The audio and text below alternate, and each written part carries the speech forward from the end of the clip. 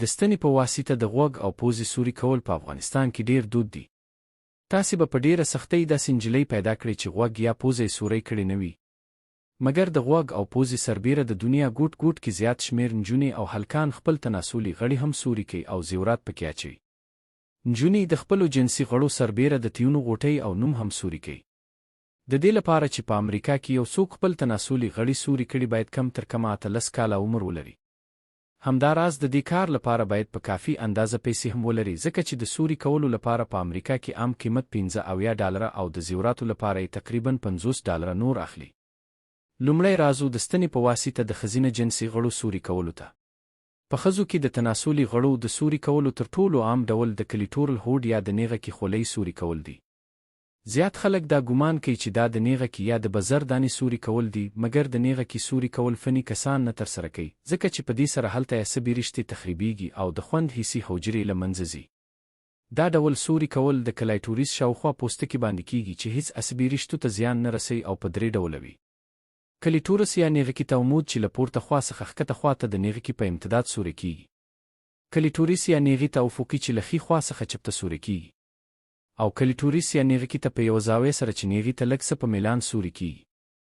دا دریم ډول یې زیاتره د نیغه کې شاوخوا څو دانې وي چې د کلیټوریس د خولۍ له پاسه د تاج غوندې ښکاري، نو ځکه د سوري کولو دې ډول ته د پرنسیس ډیانا نوم اخلي چې د برطانیې مشهوره شهزادګۍ تیره شوې.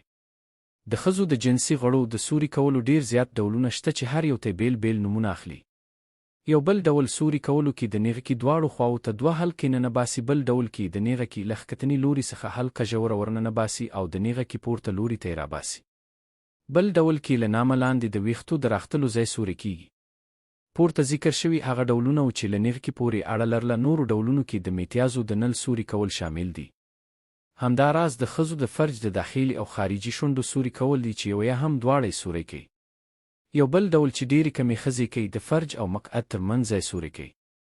داسې خلک هم شته چې خپل مقعد سوري کوي.